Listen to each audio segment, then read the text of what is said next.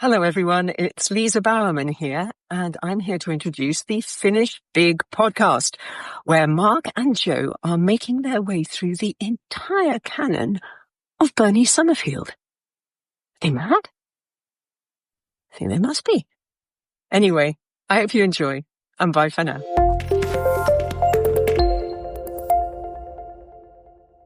Hello. Hello. And welcome to Finish Big.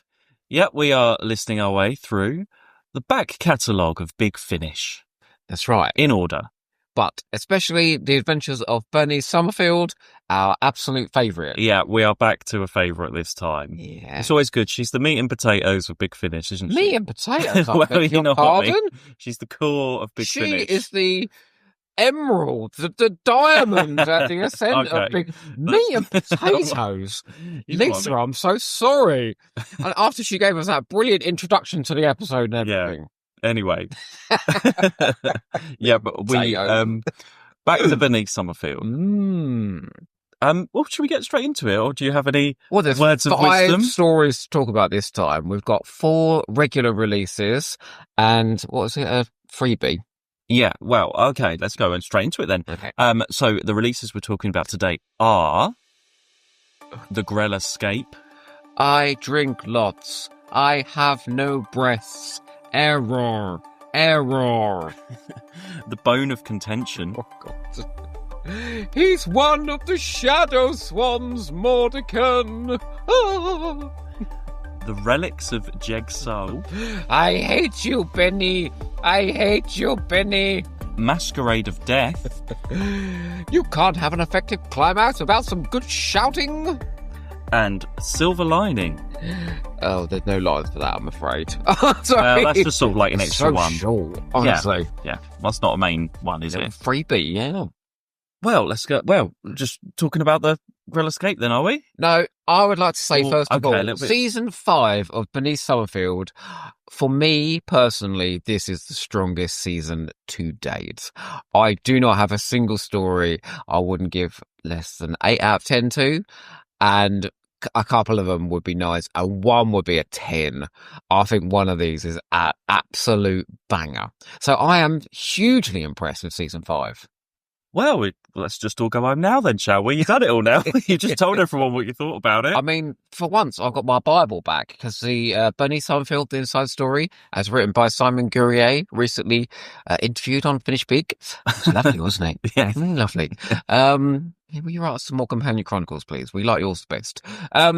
Anyway. Well, they get stronger and stronger, don't they, these series? Well, apparently Gary Russell was getting a bit burnt out. So he's quoted as saying in this that he was handing over all the directorial assignments for Bernice to Ed Salt. I think he does all of these, doesn't he, apart from the last one? Ed Salt. You all need a bit of a pinch of salt every now and then, don't we? And Gary is quoted as saying, I was so burnt out, he directed them way better than I ever would have done, because I just wouldn't have had the time that's someone, or the energy. Putting the time into it and giving, because like we've said before, Doctor Who is taking off with the main range and everything, and Bernice was sort of sidelined a little bit.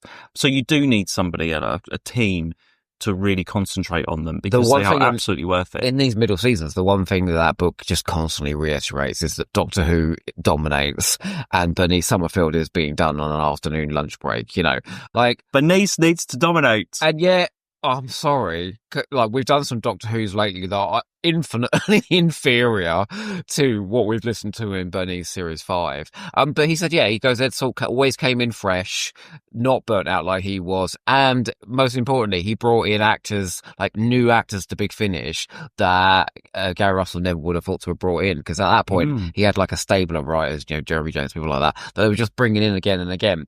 And I think you can really feel it. I think you can feel a lift because there is somebody fresh bringing this to life. Well, there's certainly variety. There's plenty of variety in this series, yes.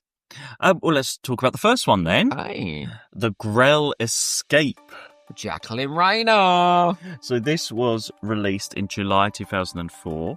As we say, written by Jacqueline Rayner, who we absolutely love. Yeah. Of course, we're going to love this one. So this features our regular team back. So obviously Lisa Bowerman as Bernice Summerfield is in all of these. It goes without saying. I didn't even need to say that. But we've got Stephen Fuel as Jason, my favourite. Yeah, why is that again? I just really like him. It just sounds really nice. Is it just because you'll lick his arse?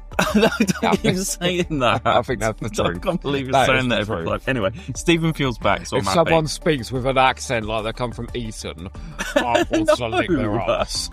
All right. We've got Stephen Wickham back as Joseph the Porter.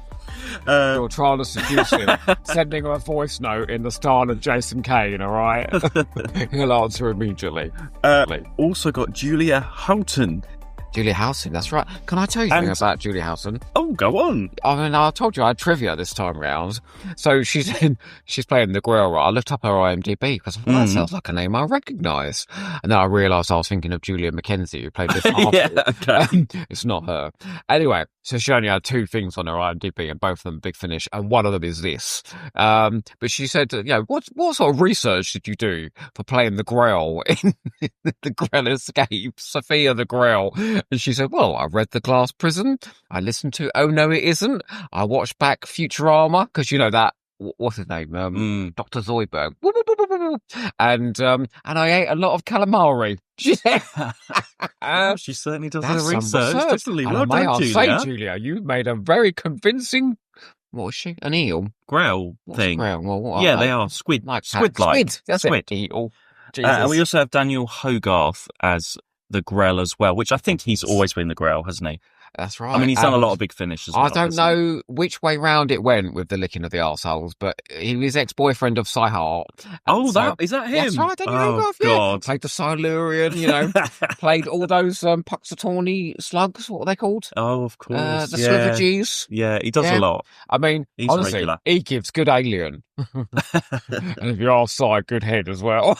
Oh, sorry, I'll stop. So the Grel Escape. Yes, you love this, don't you? Absolutely love this, because it is a bit love this because it's Jacqueline Rayner? Well, one, it's Jacqueline Rayner, but 2, it's Jacqueline Rayner and her love of the 60s Doctor Who, which we 60s, love, more specific. Especially The Chase. So this is Bernice does Doctor Who The Chase. Is this the first instance where we've got something like this? Where doing it's a direct Bernice parody. Doing a parody. I feel like we've had something before, but I just can't remember what it is. Well, I suppose Bang Bang a Boom was technically a parody in Bernice, of Curse of in Bernice. Peloton. Yeah, I think so, yeah. I think we've had a few, but I love it when Bernice does this kind of stuff. Nothing as explicit as this. No. I mean, do you want to hear a quote from Jacqueline Rayner? Here we go. Because she says, I'm just trying to convince Gary Russell, I'm going to do this take on The Chase. This will be fun. And he's like, oh, God, what's she going to do? And she was quoted as saying, badly accented tourists, fun fairs, lookalikes that look nothing alike. This will work on audio, I promise. Well, you be the judge. Oh, it absolutely does. It's because also it's our regulars from the Brexit Hotel collection, Jason, Peter... Adrian's not in this, though, is he? He comes from later. It's just the characters that we know, so it's really easy to get into it. And it's a story, if you know the Doctor Who story, you know the basic beats of what's going to be coming up. And it's funny to see those sort of Bernice versions of it. It's a bit like what would happen with the Iris World Times later on, where Iris has... That's where it really goes, doesn't it? But it sort of started off in Bernice. But you know what? It's just a fun runaround, like Doctor Who The Chase, a fun runaround. It is a fun runaround. But it also has some emotional stuff at the end. Yeah. Well, no, it's quite dark in places because... Like, this is supposed to be the new Bernice and Jason, in a hot relationship after their terrible time during, Death from the Daleks. Actually, Bernice is being quite horrible to Jason. We've almost gone back to the Series 1 Bernice, where she's been really mean to him. At one point, he goes, why are you being such a bitch? He goes, I think that's the line. He goes, the honeymoon's definitely over. And you're like, yeah, Bernice, what is wrong with you? And I think in her heart, she still doesn't trust him properly, Well, he's doing what he's done before. He's trying to take the time rings and do something a bit sneaky, but he doesn't mean it. The character of Jason isn't up to no good like he used to be. He's trying to be a caring father. I mean, and settle down. He went to hell and back during life during wartime and Death from the Daleks for Bernice. I mean, she should be a bit more bit more breakable. And actually, as we move on, that things do get better between them, don't they? And we have Sophia, who is Bernice's friend, who is a Grel. Sophia. Yes. She spends the whole story, because she's a Grel and they have absolute literal interpretation of the facts. So she says things exactly as they are, doesn't she? In a sort of, it's a bit like Data from Star Trek The Next Generation, but, funny. And I like that the Grel are returning characters in this Bernice world. That's her character, although they do end up in the Doctor Who main range later on, don't they? But well, do you know what? Jacqueline Rayner was absolutely convinced. She's quoted in that book as saying she thought The Glass Prison was the last Bernice Summerfield story to be written, right? The Big Finish were done. Now, Gary Russell says that was never the case, but she was sure that it was. So she wrote that as a massive climactic. She gives birth. It's very dramatic. And at the end of that, I don't know if you remember, at the end of The Glass Prison, all of the characters from the Bernice New Adventures, the Doctor, they all come to the christening of Peter. It's a great ending. And then she's been asked to write another one. She goes, what's this all about? I thought we were done. But this is a fun tone. Well, no, that's why she did it. Tone. So she literally quoted saying that she didn't want to she'd done the emotional drama, so she just wanted to have fun. And then Gary Russell said to her, we want the Grel in it. And she was like, I'm there. Because she loves the Grel. And if you're talking about like season opener, it's a fun run around, easily accessible. This is my type of Bernice, the fun run around, light-hearted, lots of jokes. But as I say, it does have a little bit of the scenes during the fairground. With the fairground stuff, creepy rundown fairground. Yeah. The sound design was really unnerving. And I was like, I thought we were supposed to be having fun. I mean, it is fun. Then obviously the robot Bernice comes along, imperceptible from the real thing. And it's Lisa Bowerman going, I have no breasts, error. Well, it's absolutely hilarious. Do you think this would appeal to Doctor Who fans who haven't heard Bernice before? Is this what do like Big Finish is trying to do? Because last season we had all the Doctor Who monsters, and now this is... I mean, unless you listen to it, you're not necessarily going to get it. I mean, would you recommend this to someone that's not heard Bernice before to say, this is if you like the chase... Not this one, no. No? I would go for something like Death and the Daleks. Something... Death of the Daleks, that's got all the history. That's not for a newcomer. No, but just something that's like a really meaty production. I would say this is a good example of the tone of what Bernice can be. It works on two levels, though, with the chase parody, because if you love the chase, then you're ticking off all the things that it's doing. It goes off to Egypt instead of, where do we go in the chase? Well, Iridius. Oh, Iridius, that's right. We go to a sandy plain. We go to we go to the Eiffel Tower instead of the Empire State Building. So you're going, this is great. But if you hate the chase, and a lot of people do hate the chase, then you're going, yes, good. They're taking a piss out of the chase and revealing it as the farce that it actually is. So I think it sort of appeals to both sides. What I was saying about the darkness, though, was Peter. There's a bit at the end where, do you know what was going to happen originally? He was going to stay grown up because Gary Russell didn't want to bring in a kid actor.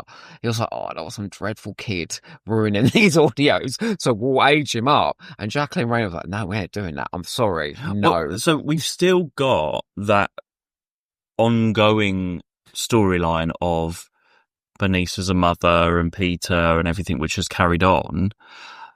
But I was going to say about this series, this is the only one that he's really in, isn't it? Because then she's off on her adventures again. So they've managed... next year? No, this series. Peter's not in the other ones, is he? Oh, I see what you're saying. So he's only in this one story. To do, so we could have had, a couple of seasons ago, it looked like, they were all about her and the baby. You know, that series, was it 3? Mm-hmm. And you could have got stuck in that, but they've managed to, Jason's babysitting the baby. Bernice can still go off and have her adventures and stuff. She's not stuck with Peter the whole time, so they can write him in and out. What I'm trying to say is whenever. So we can go back to our normal Bernice Summerfield. It's not something that's going to completely change. But forever that you've got to have the baby or the kid in every single story. I think he makes it more interesting, though. When she's a mother. But it got a bit tedious, I think, because it was always about her being a mother in those early ones. Yeah, I see what you're saying. Well, we start having lots on the collection in the coming series. So it's not just Peter, it's the whole family but unit. It's nice. I feel like this series is nice, refreshing that we do go off. So we've got this one as like the family unit one, and then she can go off and have her other stories. We'll talk about it in the next story, but her being a mother and Peter is absolutely a part of the Bone of Contention. Yeah, it's changed her, but it's not necessarily all about the baby the whole time. Well, you're making that sound like that's a bad development, and I think that's But then in this one, we've got foreshadowing of stuff, haven't we? With the implication of what Peter's going to turn into eventually. He kills Sophia's son. Yeah. He kills Sophia's son, and then Bernice is left with this lingering impression like, what the hell is my son going to be? Yeah, so there's those hints dropped in. I quite like that, though. Amongst that. Poor old Sophia was like, oh, well, it happened. Yeah. She goes, well, never mind. She goes, at least I know the sheer fact of how my son dies. I did like her a lot. I wouldn't mind of her going to the collection. I think she's back in it. She comes back in it again, doesn't she? Later on. She should. She's great fun. Yeah, like this is super fun. It's skipped by it so fast. It went so quickly, which is a good sign. And also, if you do like this one, which you haven't heard this one, have you? What? There is a bit of a follow-up years later of the Grel Invasion of Earth, which is the equivalent of the Dalek Invasion of Earth version, which is just as good by Jacqueline Rayner. Is it Jack Rayner? It's exactly the same. It's basically like the follow-up. If she's doing many years later, it's going to be amazing. So I recommend that as like a double feature to go with the Grel Escape. But like, mostly very frothy, full of witty lines, and a cast that are absolutely used to doing this sort of thing. Stephen Fuel in it. It's got Stephen Fuel in it. Is this his only one as well? Yeah, he's only in this one. Isn't it? Yeah. Yeah, no, good mix. I think they should do that every year. I think there should be a mix. Yeah. You got Adrian in one, you got him. There's some Brax this year, is there? Oh, hang on. Miles Richardson's doing Gallifrey, isn't he? He's busy doing Gallifrey. Well, he can come in on his lunch break and do like a few lines of Bernice, like everyone else David does. Darlington's given up his lunch break, all right, to do post-production on Bernice. So could you, Miles Richardson. Yeah. No, but a good start. A good, confident, stylish, funny start. Yep.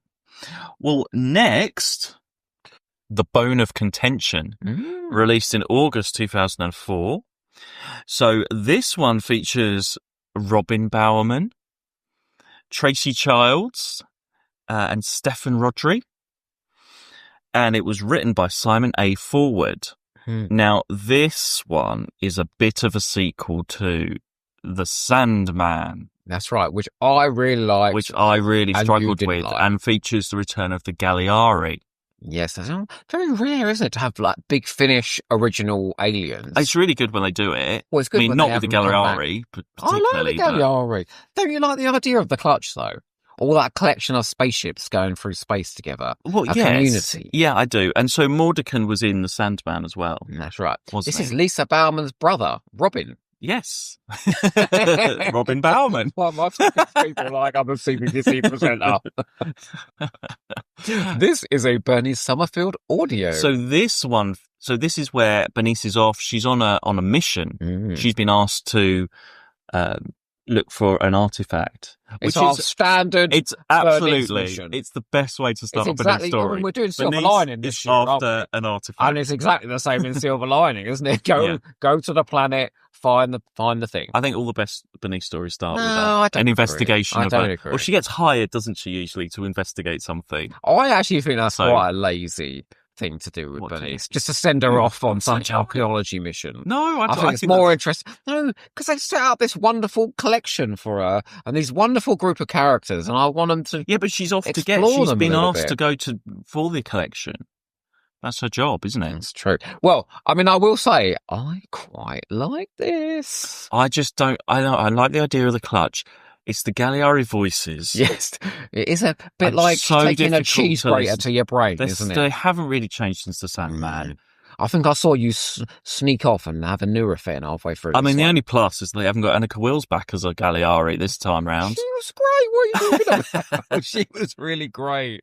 I also little actually know character that Mordekan had working with him. Where's she gone? I also yeah. Oh, Mordekan. Oh, remember? I also, maybe this is just for me, I have a bit of a problem visualizing all of the clutch and it's how a it collection works of and everything. spaceships going through space. It ain't hard All to right, visualize. okay.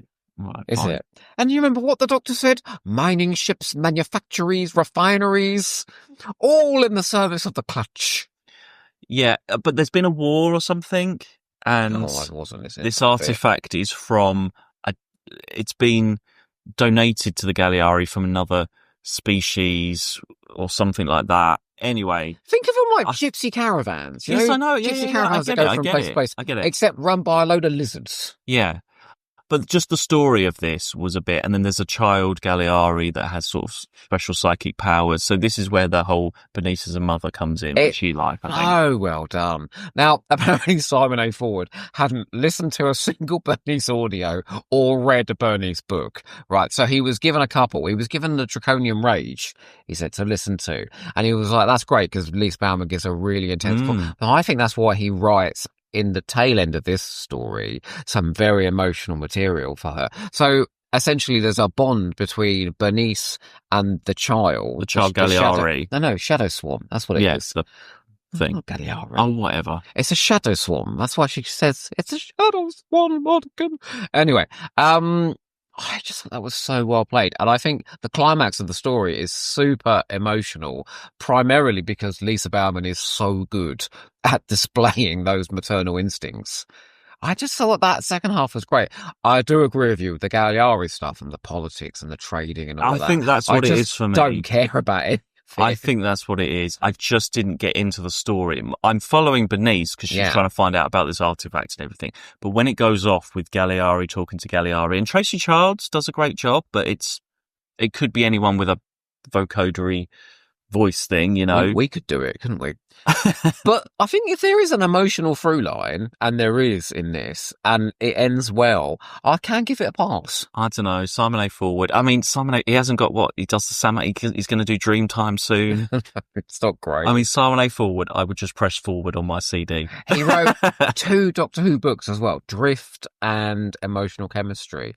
Emotional Chemistry, I feel like, really is likes. His books better, though? Can he create, is it, because I think, did you say about the Sandman, like the clutch and stuff? I can see this being the detail in a novel rather than Emotional audio. Chemistry, do you know what he does? He writes Russian literature as a Doctor Who book. So it's packed full of time periods and families and you know, rich details in the culture. I think he's a bit more and all of that. novelly than an audio person. Maybe he's just too talented to do an audio, I think. In the Sandman, no, that sounds terrible. You know what I mean? Like, to put in the world, to get that across in an audio. He had the hook of the Doctor being evil, which kept my interest. Yeah. And then this, he had the hook of Bernice being a mother and caring for this child. And that kept my interest. So even if all of the science fiction-y stuff doesn't really interest me, he always finds some things, a dramatic hook.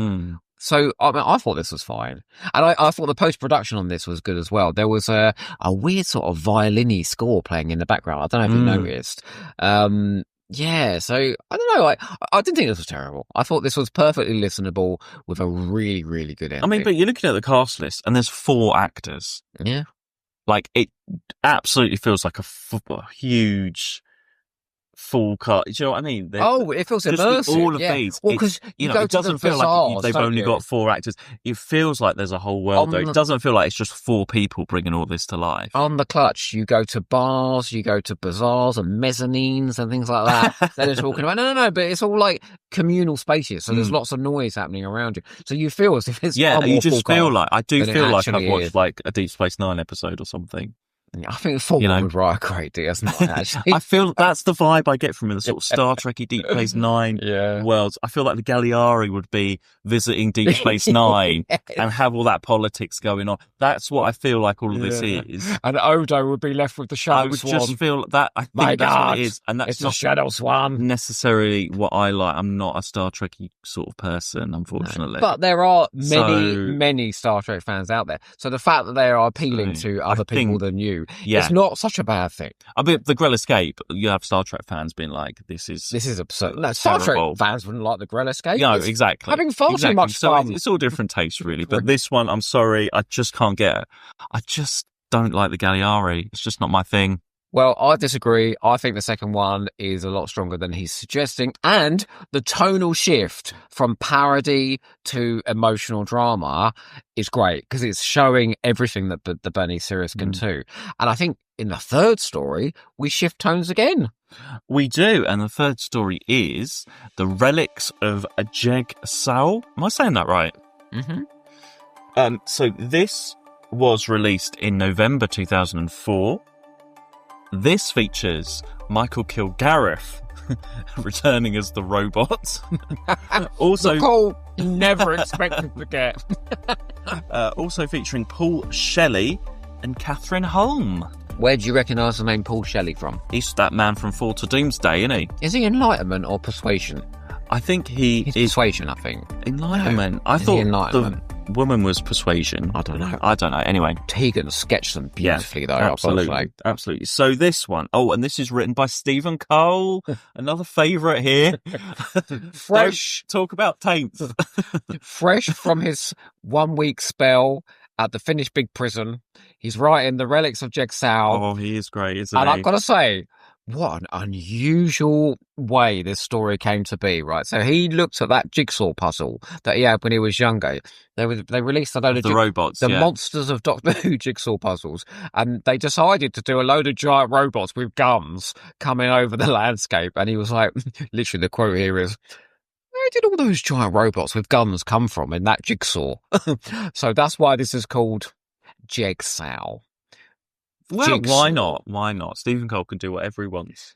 But what he does do is, and really surprised me, because I figured we were just in for some sort of very mundane science fiction story, is he crafts a really disturbing sci-fi horror story in this. This is really good because, again, Bernice is off on a mission. She's not back home yet.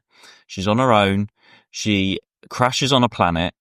And she finds a father and daughter that have also been stranded there. So far, so simple. So it's quite a lot of her coming in, finding out what's going on with these guys. And they've got a robot, haven't they? They've got one of the giant robots. As seen on BBC's Doctor Who, Robot, starring Tom Baker. Who are you? Why are you here? So immediately that's intriguing. Like, where? Yeah, because in Why that have you got one of those robots? And there is a mention of Kettlewell's robot, where it came from, like the blueprint of this. But obviously this is way far in the future. Immediately something is up. Because the father and daughter are acting a bit this little odd. Girl, right? Fuck me. The actress they've got in, what's her name? She is fantastically good. Catherine Holmes, I salute you, because she's having to play sort of caught between being an adult and a child. That really disturbing middle ground. And she sort of bats between the two.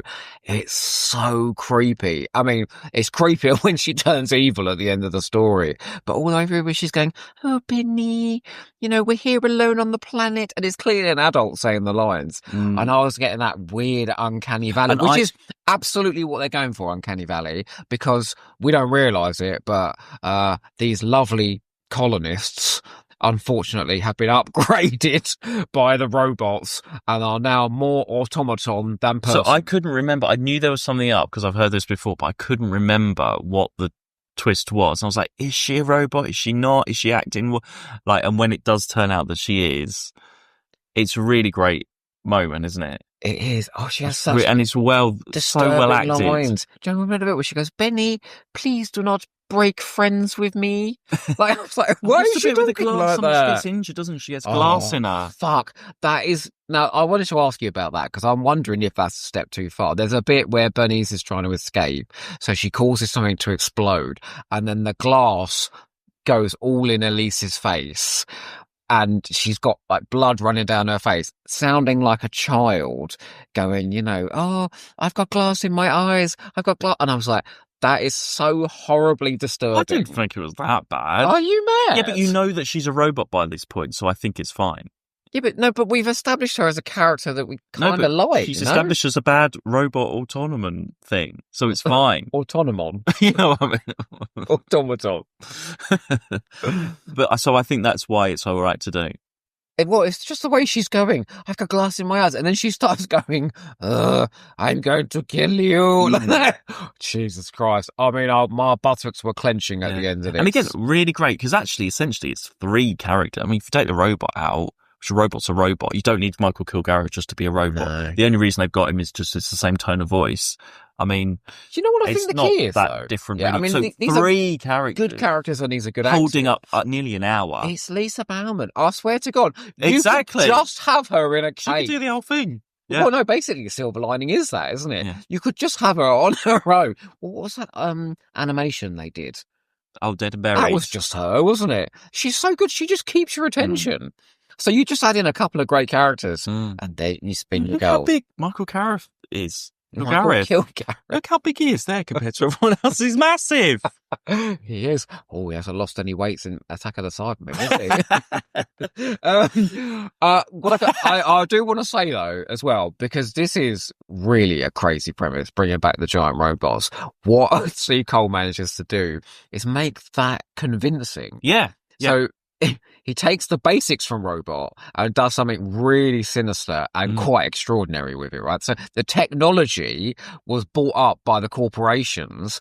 Then we're going out to these colony works. So all of the, that robot died, didn't he, in Robot? But all the paperwork is still there. This corporation buys out the paperwork, the rights to the robots, and then sends the robots off to prepare these colony worlds, don't they?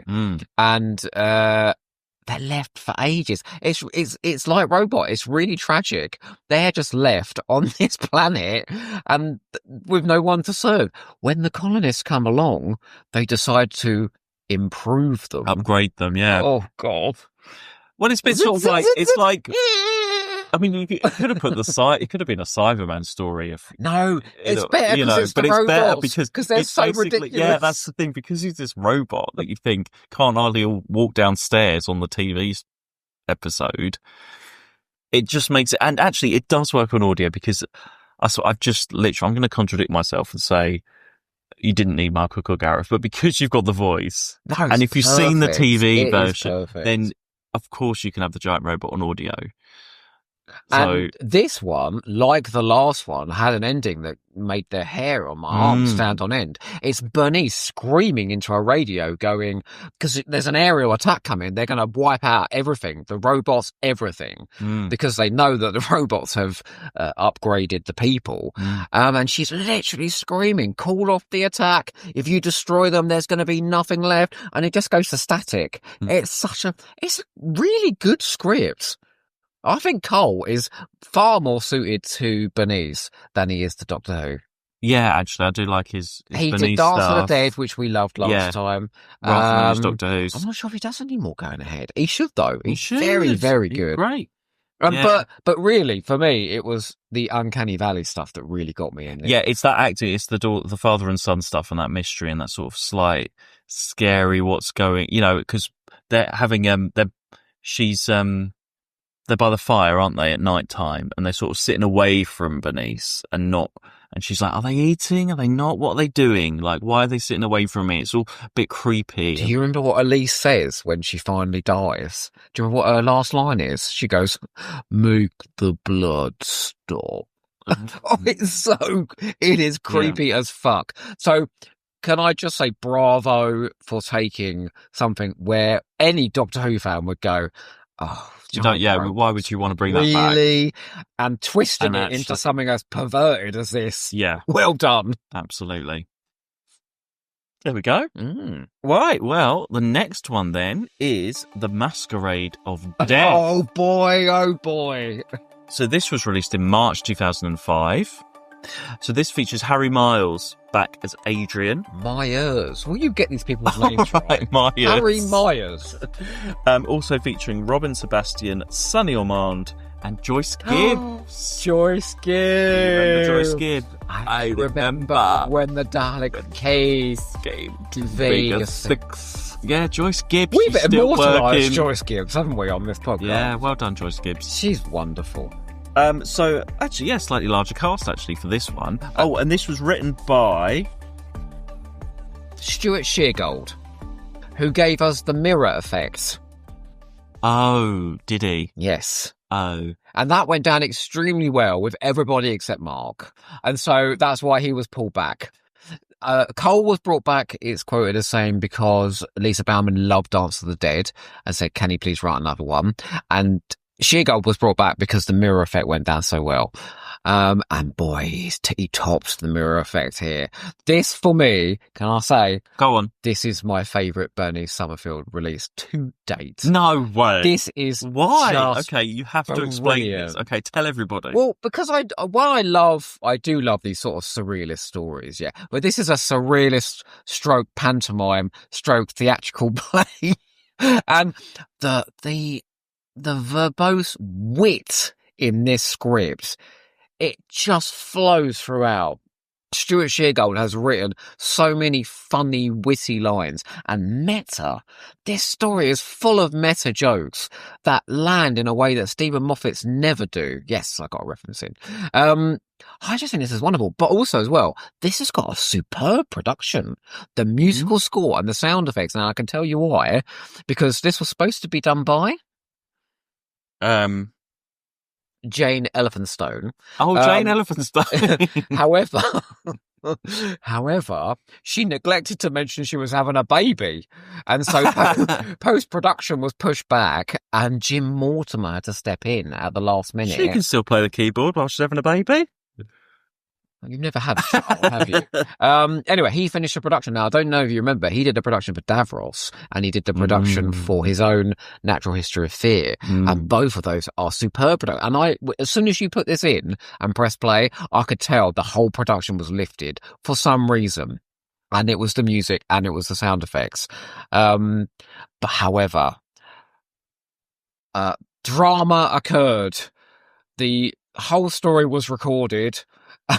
And then David Darlington, bless his heart, who was working on The Harvest, had to be pulled away because there was distortion on the whole recording. Of this one? Of this one. Oh, and no. And he literally is quoted as saying, someone should have been checking these recordings as they were being recorded. John Ainsworth is a bit embarrassed by it, I think, in the book. And when they realised it, they should have stopped the production, sorted out the problem and then gone on. What he had to do was pause The Harvest and go through every single second of this, taking out whatever was wrong with those recordings. So they didn't have to re-record again, though? They just had to use what Which they is got. probably why it sounds so clean as well, because he's literally gone through it frame by fucking frame to make it work. Yeah. Oh, can I tell you a really funny quote? Okay. Because this story features a ton of Adrian, doesn't it? And it's Harry Myers getting to do great comedy. He gets to play like a king in this weird realm, doesn't he? And all sorts. And the writer, Stuart Sheargold, goes... He goes, I want Bernice to end up with Adrian. If it were up to me, I'd pick Adrian any day. Jason is so wet. I thought that would make you annoyed. Well, see, the thing is with this one, yes, in theory, I should like it because it's that weird surrealist, mind robber, axis of insanity. But the issue is, it's sort of all just a dream. So it's not actually happening, whereas in those stories it is actually happening and there's weird stuff going on. It's not happening in the Mind Robber either, but you seem to like that one. Well, they're going into that world. They're going into the land of fiction. No, but they're not in a dream. They're not all asleep. He is. No. He's asleep in the TARDIS. Stop rewriting the Mind Robber. Let me just carry on about this. We're not talking about the Mind Robber. Well, how did they survive the TARDIS breaking up then? It was all a dream. No, they went to the land. Anyway, it's like Alice going down the Looking Glass. No. Well, this was more like that. So really, it's Bernice unconscious, and she's got this virus, hasn't she? You like those scenes of Tegan and Kindred inside her But then also, do you? No, I don't. I can't stand it. It's all a dream. I can't stand any of that Kinder stuff. So that's why. Anyway, what was I saying? Anyway, so it's Bernice asleep the whole time. So none of it is really real or happening. And then also on top of it, yes, the theatrical stuff, the meta stuff, all playing with, all those different types of conventions and stuff. But we've had it all before, and oh no, it isn't. It's doing that again. When it goes into the, silly voices and theatrical stuff, it's like, well, they've done this before.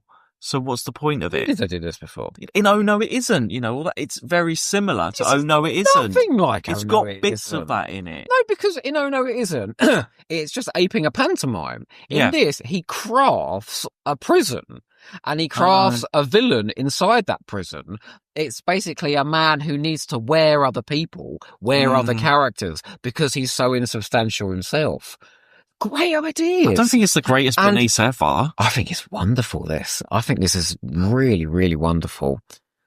I'm not a fan of Adrian either, though, so... Oh. Well, he's coming round your house to sort you out then. The performances are brilliant. This was part Alice, part Mind Robber, part Panto, yet entirely unique into itself. I just thought this was glorious. I just felt it was a pointless run around.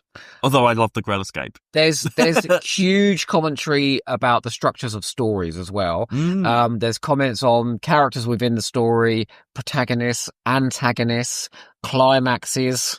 Oh, wait. She has a bit where she goes, I will not let you characterize me. I've already quoted the you can't have an effective climax without some good shouting.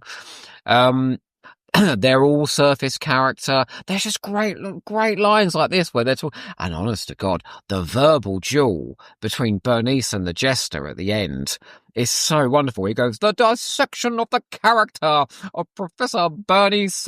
Maybe it's because I'm a bit over the top like this. I like this so much. Maybe that's what it is. Because the man at the end, what's his name? He's doing his best Kenneth Williams.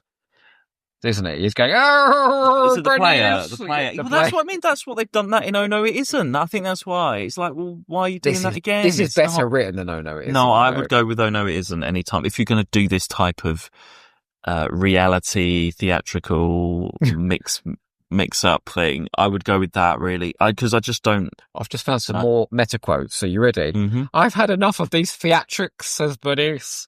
It is the end of the episode for you, my dear, says the player. I cannot ruin the progression of a story. It has to race to its climax. Oh man, but you know me, I like pulling apart. I do like pulling apart a story, a book, an audio. And so the fact that this effectively dissects a story and then tells you how they do it, I just thought that was really, really clever. But, and also as well, listen to this, right? I wrote down the whole thing. This is how he describes Bernice.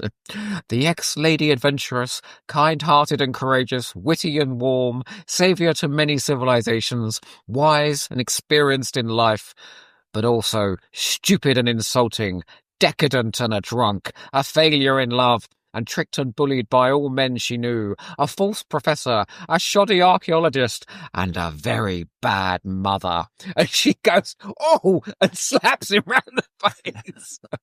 I think you like this just because you want to act out the whole thing I want yourself. to do the whole thing. It literally has something in it called drama traps, which are anagrams. It is, I suppose it's how much meta can you handle? And I can handle quite a lot. I don't think you... He goes, I think there's a few plot holes I can arrange for you to sink into.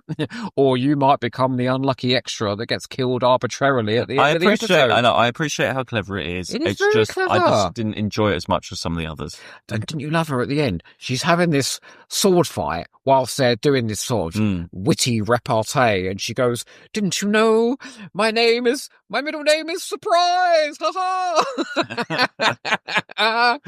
One thing that did annoy me about this was there was a scene at the end when they come out of the prison, and it's just like Star Trek. Oh my God, in the 90s, where the climax of the story, it's very clear what's happened, yeah? And then they'll have a scene where they go, well, so this is how we defeated them all along, straight to the audience. So just in case you weren't clear. Yeah, but it's doing that on how purpose, I got though, out isn't the it? prison. But it's doing it on purpose. I would have just had the whole thing set in the prison. Just brilliant, this. Absolutely brilliant. I loved every second of it. Sorry, please tell me why you hate it. Well, I've already said that. I just didn't enjoy it. Why? Because I don't like fun? all of that. No, I this don't know. was a better script than the Grel Escape. Silly. No, I just prefer you can't actual things happening, especially because it was all a dream. You cannot give something a pass just because it's a parody of The Chase, and then rip into something as clever. I know. I didn't like all the characters. I didn't really like the characters. I didn't really appreciate. So 2 or 4 you didn't like this year. I always like Bernice. Just some better than others. I'm astounded, may I say. I am astounded that something this crafted, beautifully acted, and put together All right. is something you don't enjoy. In fact, Okay. I'm starting to feel like Bernice Summerfield range is wasted on you, you know. No, But it's not. actually, there's a good point to say, though, about, you know how they say they always would test writers, directors, sound designers on Bernice first? This is the sort of stuff you get as a result of that. I know you don't like it, but it is well made. Oh, absolutely. No, it's yeah, well absolutely. It's well made. Well, it's just everything. It's just not for me. That's all. I just think that it is wonderful that they've got this range where you get all but you've got the variety, new creations coming in, and the variety of these 4 as well. Yeah. So that is the series, but we do just have one more to talk about because we're going to talk about the Doctor Who magazine freebie, Silver Lining. Yeah, do you know this was quite good, wasn't it? I was surprised. Remember how mean I was about the other one? This came out in December 2004, so that's why we're doing it with this lot, because it's sort of set within this time. So it's just Lisa Bowerman, Nicholas Briggs. That's right. No, he was good. As the Cyberman. Nicholas Briggs was very good in this. And the other man. Well, not the Cyberman, no. Well, he's the man and the Cyberman. Yeah. So it's like a 30-minute freebie, and it came with another story that set up the unit series that was just launching as well. So The Coup. Oh, is it The Coup? C-O-U-P? Oh, the unit story. Yeah, the unit story. So it was a one disc just with those 2 half an hours on there. So this one, again, Bernice is off on a mission. It's bringing the Cybermen as well. Oh, see, no wonder you love this. Back to the boring old premise of Bernice off on a mission. Yeah. Never mind being clever and meta and all of that. Bernice is in a spaceship off to a planet. Finding a planet. Oh, God. She's got a job with this guy who wants her to come and look at some artifact thing. It's a little You're bit... easily pleased, It's like a you? very short Bernice does slightly Tomb of the Cybermen style investigation, basically. Well, there is a sort of a plot there, isn't it? The fella that she goes with, now he says that they've called upon her because of her sort of academic qualifications. They want her to do a study on this planet or something like that. Anyway, the reality is he's a political freedom fighter. And he wants the cyber technology in order to win whatever fight they're fighting, and Bernice has to stop him. That's basically it. Yeah, and it's a nice example of Bernice. If you've not heard it before, you know, to give away as a freebie as a bit of a give this thing a go, because you got the Cybermen to entice people in as well. I mean, it's just Nicholas Briggs, so obviously there's no budget, so he's obviously just doing it on his, free time, I imagine. It's really harmless, but I don't think it's too bad. It gives Bernice a chance to take the piss out of the Cybermen the same way she did with the Daleks. She goes, talk about a bad hair day, about the cyber handles on their heads. I did like the quote. She goes, archaeology is just a step away from body snatching, which is obviously what the Cybermen do. But at least I usually wait until the bodies are cold. And there's that bit, because there's like a electronic keyboard, like musical thing to get into the cyber tomb thing, which works well on audio. And she does say as well, there's that line, she says you can do anything on audio these days. Which is great. And when Bernice has to work together with the Cyberman of the story, they're really funny together. I never thought a Cyberman could be funny, but Bernice goes, go on, get me up there. And the Cyberman says to her, I do not know the term bunk up. They're great together. Yeah, so, I mean, I imagine it's probably still free on the Big Finish website somewhere. So if you haven't heard Bernice, maybe give that a go. But, you are right. As an example of what Bernice usually does, which is what this is trying to be, right? It's a freebie that's trying to tell you what the range does. This is like a perfect trailer.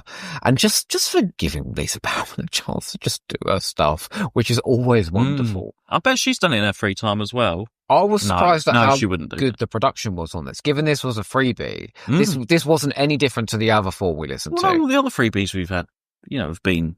That last one was so boring. What was that? Oh, not Last of the Titans. The football one. No. Oh, Living Legend. Oh, God almighty. There was there was nothing to it. At least it's had a plot. What I will say is this was written by Colin Brake. It's the first time we get to talk about Colin Brake. Not the last, because he's coming up soon in the main range. The brakes will be off. No, but, he writes a couple of main range stories, and they ain't no good. And this is good. So, again, I think Colin Brake was better with Bernice. Why didn't they get him doing more of these? I know. He's good at this. But it's not, as I say, worth a listen if you haven't heard this one. Yeah, I thought this was really fun. There we go. So yeah, for me, you ready? I'm going to do the scores. Okay. Yeah. Have we got Doco Ho or not coming up? Everyone? No Doco Ho? No. It's fine. Doco Ho, he likes them all, like me, I think. Okay. What Joe Ford says is 8 out of 10, 8 out of 10, 9 out of 10, 10 out of 10, 8 out of 10, which is a great year for me. So my favourite, obviously, is the Grel Escape. Then it'll be Jegg-Sau, then Living Legend, then Masquerade of Death, Living Legend, then Bone of Contention. Fucking hell. You like Living Legend better than Masquerade of Death? Let's just not talk about this. What is wrong with you? Hang on, I'm going to... And chronology moment... Actually, well, there isn't really one, so we're not even going to go into the chronology moment. It's just going after series 4 in our chronology. And Silver Lining would go in between Jegg-Sau and Masquerade of Death, because Bernice is still off on her sort of missions. You know, she's not gone back home. So I think it just fits in between there, which is why we're doing it in this episode. So really easy to fit together for that lot. Can I ask all of you camp bitches? Did you get any opinions? Oh, I've got something to add to this, yeah. Okay. Can I ask all of you camp bitches out there, you lovely hoes, especially the really camp ones that are really catty, go and listen to the Masquerade of Death, and please head to social media and tell Mark why he's wrong. You'll love it, just like I did. So just as we are about a third into the Bernice Summerfield range now, I thought I would put out to the hoes, you fabulous hoes out there. Say hello to the hoes. Hello. Oh dear. I thought I would ask them, what is your opinion on the Bernice Summerfield range, the character of Bernice? You know, what do you think about her? And we had some responses. Your screen is so bright. Look how far away this phone is, and it's shining up over my face. I don't like it. It's because it's got a white bar. Forgive me. Oh my God. Right. What are we talking about? Bernice Summerfield, everyone. Your opinions on Bernice Summerfield.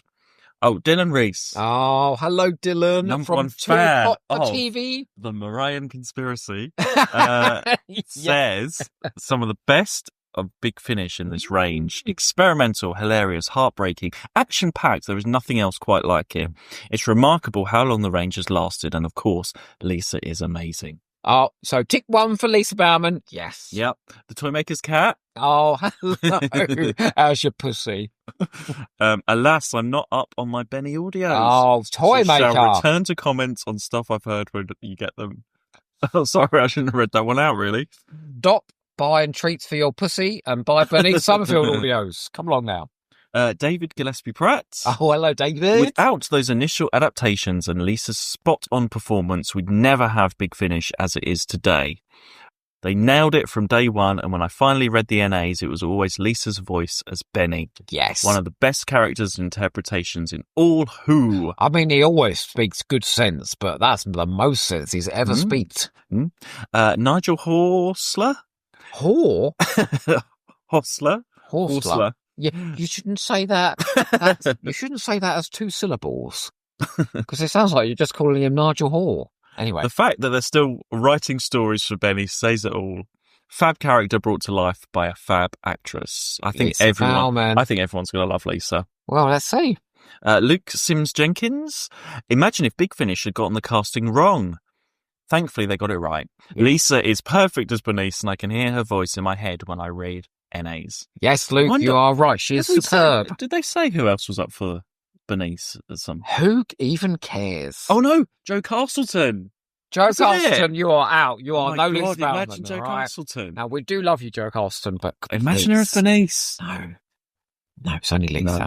Come on now. Michael Storm. Oh, my nemesis from Strictly Come Hamster. Although the Bernice Summerfield audio range is not one which I indulged, I've listened to some of the Seventh Doctor plays with her in. Big Finish absolutely nailed it with Lisa. She's exactly how I imagine Bernice sounding when reading the Virgin books. They nailed Lisa?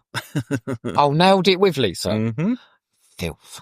Edward Cook Rees. Oh, hello, Edward. Soon to be starring on Finish Big. Bernice Summerfield, the ultimate Big Finish character, whose stories we love to hear. Although I haven't heard all her stories, I know enough that they really struck gold from the off by casting Lisa Bauman. Oh, there's a second comment. Her performance has led this character through truly tough times, but has always shone through. The latest run of box sets with with late, great David Warner's Doctor are some of the very best audios ever and deserve a wider audience. Here's to many more. You've been exploring those lately, haven't you? I have. Yes. How are they? Because I've not heard them. Brilliant. They're excellent. They're all wonderful. Really? Yep. And Thomas Swift. Hello, Thomas. I was one of the most ardent Big Finish fans right up to Epoch. Oh, yeah. Epoch. We get that.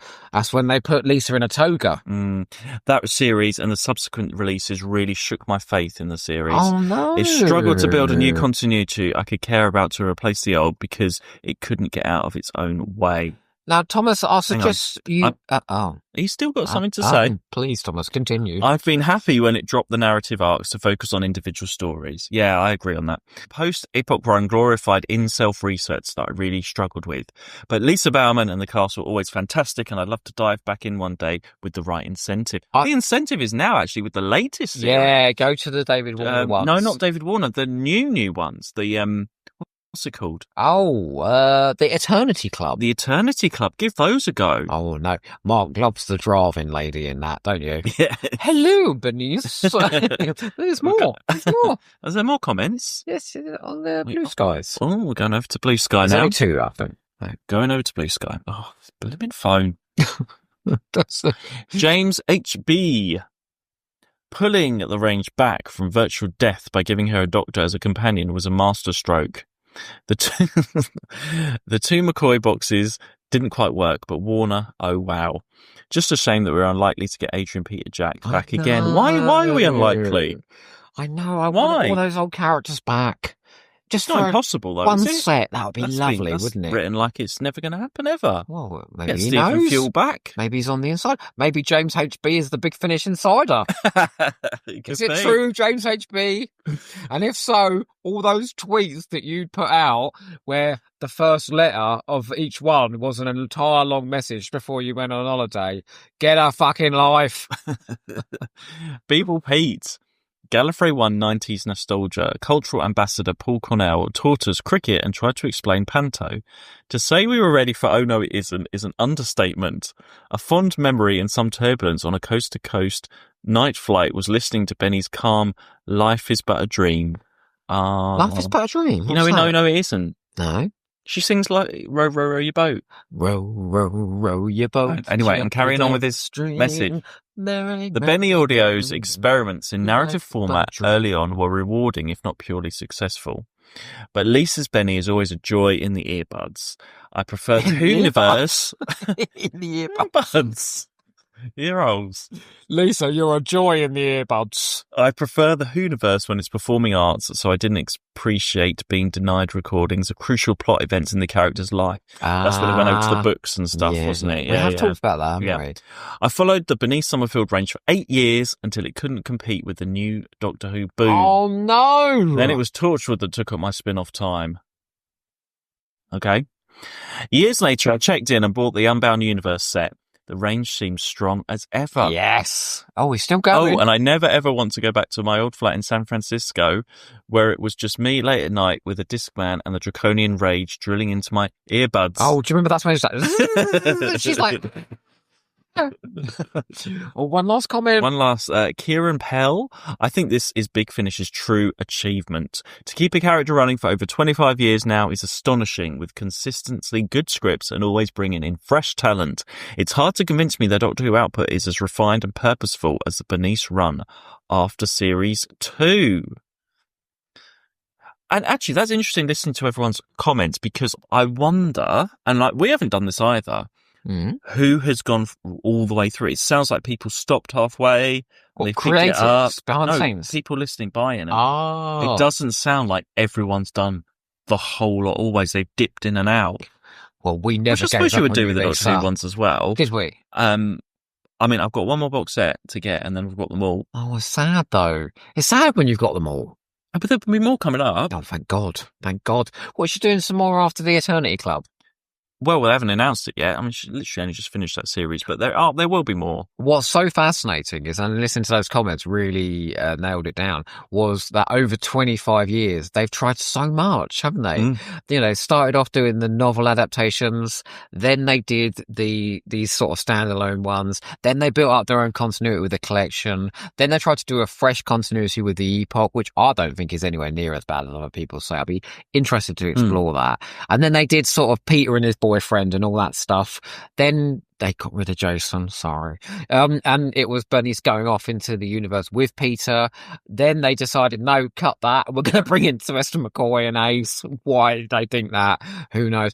Then the David Warner stuff. Like, they just keeps mutating. Well, and she's done all those other New Adventure novel adaptations with the Doctor. She did that Companion Chronicle, didn't she, as well? I'd like to see some more New Adventures adapted.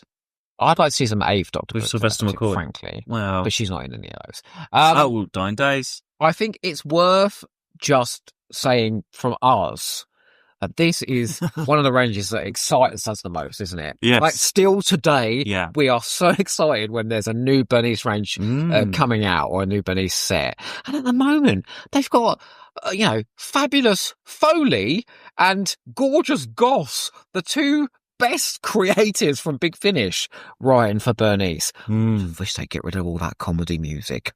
The music was bad in that. The Eternity Club. If you had the Eternity Club, brilliant. Apart from that, like for the whole thing. But I think that's just Big Finish nowadays scoring everything too much. Whereas you go back to these ones, and it's just, I don't know. I prefer audio drama where it's not got that music the whole time. I think there's too much emphasis on music, actually.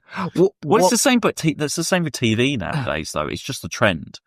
What I think Paul Cornell did. You look really annoyed. It's not like me to.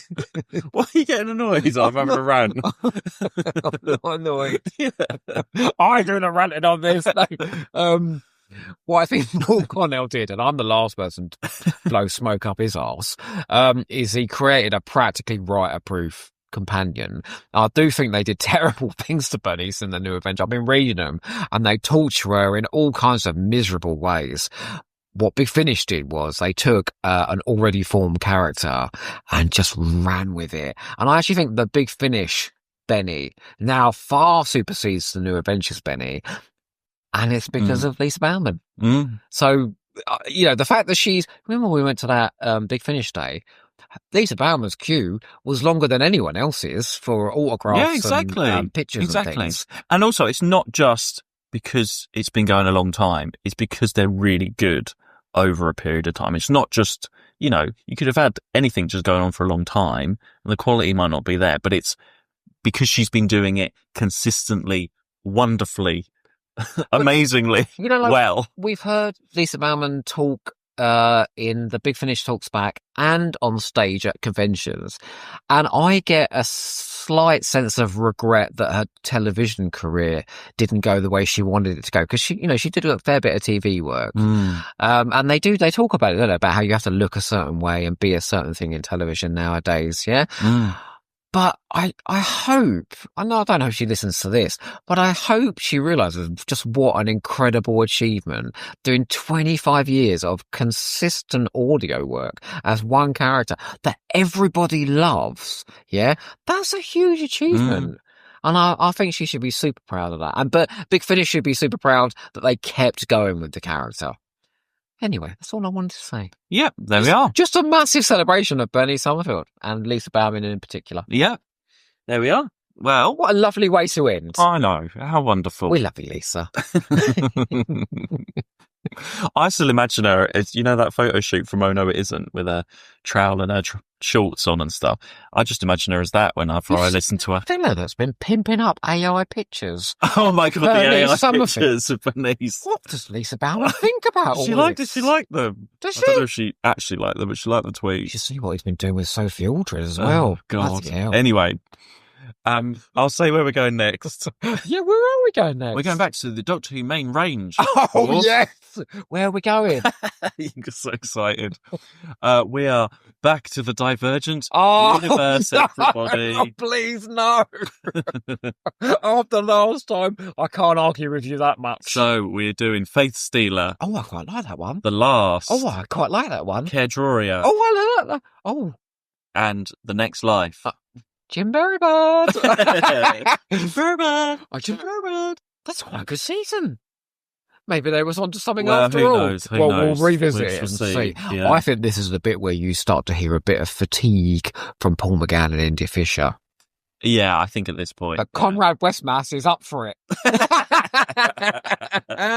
We'll be having a special guest star on this episode who we're a bit behind, has already listened to the stories. We better get on it. We better go, yeah.